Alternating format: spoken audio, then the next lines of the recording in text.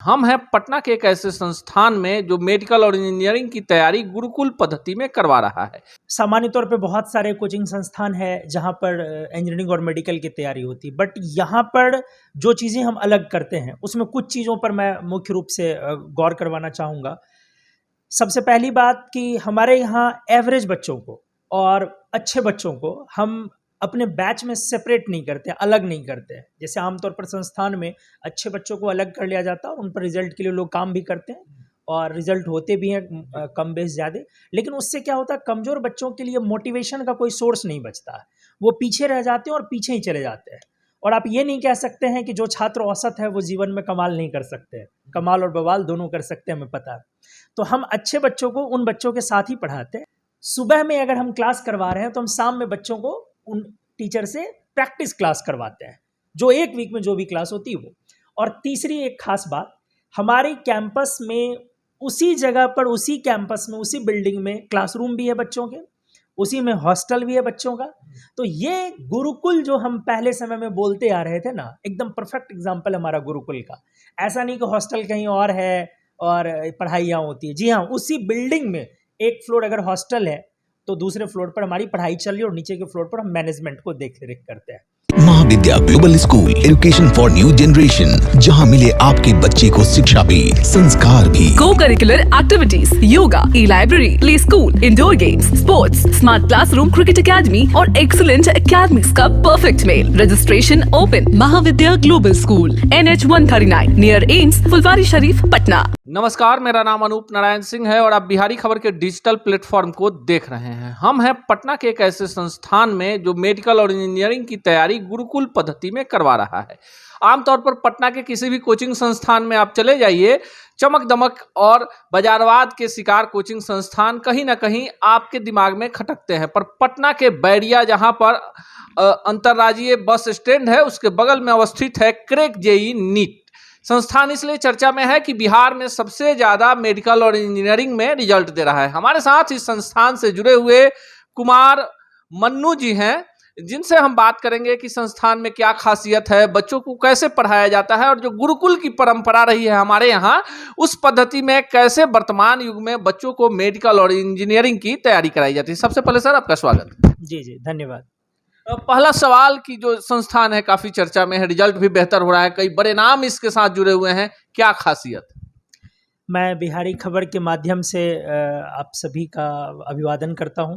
ये संस्थान इंजीनियरिंग और मेडिकल के लिए एक अनूठी पहल है अपने आप में।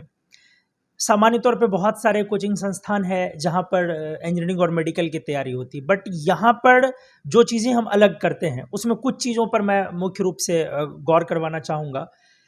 सबसे पहली बात कि हमारे यहाँ एवरेज बच्चों को और अच्छे बच्चों को हम अपने बैच में सेपरेट नहीं करते, अलग नहीं करते हैं। जैसे आमतौर पर संस्थान में अच्छे बच्चों को अलग कर लिया जाता है और उन पर रिजल्ट के लिए लोग काम भी करते हैं और रिजल्ट होते भी हैं कम बेस ज़्यादा। लेकिन उससे क्या होता है, कमज़ोर बच्चों के लिए मोटिवेशन का कोई सोर्स नहीं बचता है, वो पीछे रह जाते हैं और पीछे ही चले जाते हैं। और आप ये नहीं कह सकते हैं कि जो छात्र औसत है वो जीवन में कमाल नहीं कर सकते, कमाल और बवाल दोनों कर सकते हैं, हमें पता है। तो हम अच्छे बच्चों को उन बच्चों के साथ ही पढ़ाते हैं। हाँ, साथ में जो हम करते हैं, अच्छे बच्चों के लिए जिनको हम टेस्ट प्रक्रिया के थ्रू चुनते हैं कि ये अच्छे हैं, मेधावी हैं, अति मेधावी हैं और ये अच्छे रिजल्ट दे सकते हैं, उनके लिए एक्स्ट्रा वर्क असाइन किया जाता है, एक्स्ट्रा काम उनको असाइन किया जाता है और अलग से उनकी क्लासेस एक्स्ट्रा लगती है। सिलेबस इनके पैरेलल चलता है, लेकिन उनके पीछे हमारी निगरानी बहुत ज़्यादा होती है और बहुत ज़्यादा काम उनसे एक्स्ट्रा करवाया जाता है। पहली खास बात। दूसरी खास बात मैं आप सभी को बताना चाहता हूँ, फर्स्ट हाफ अगर आपकी क्लासेस होती है तो सेकेंड हाफ उन बच्चों को हम उस वीक में जो भी क्लासेस हुई है, सेकेंड हाफ में उन बच्चों को हम दोबारा बुलाते हैं और उनकी प्रैक्टिस चलती है। ये किसी भी संस्थान में मैं दावे के साथ कह सकता हूँ ऐसा नहीं होता। अगर है भी तो बच्चे खुद आकर के लाइब्रेरी में बैठ के पढ़ते हैं, लेकिन टीचर को असाइन नहीं किया जाता क्योंकि टीचर का एक कॉस्ट होता है।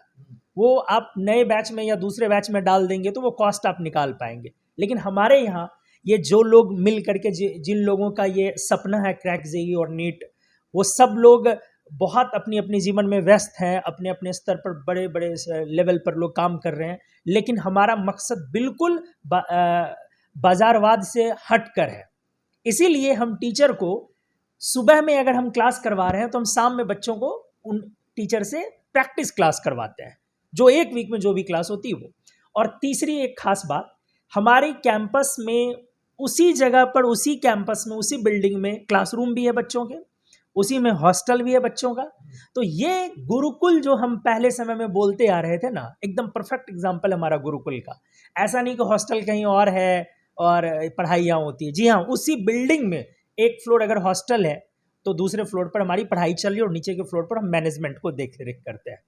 तो बिल्कुल ये क्रैक जेईई नीट जो है वो रिजल्ट के लिए इसी वजह से जाना जाता है।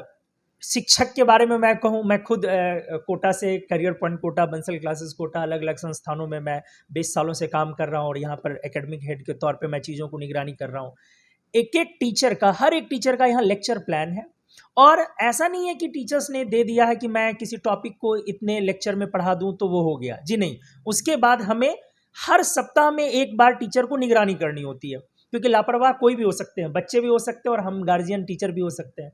तो सप्ताह में एक बार टीचर से ये हिसाब किताब ये लिया जाता है कि आपको इतने लेक्चर करने थे, आप इतना पीछे हैं, और अगर पीछे हैं तो आपको एक्स्ट्रा क्लासेस देके उसी वीक में इसको कंप्लीट कर दिया जाएगा, ताकि बच्चों का सिलेबस सही तरीके से समाप्त हो सके।